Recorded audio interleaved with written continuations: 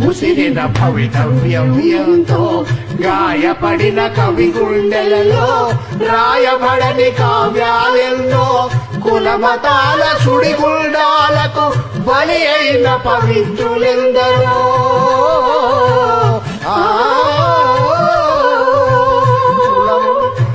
కులమతాల సుడిగుండాలకు బలి అయిన పవిత్రులెందరో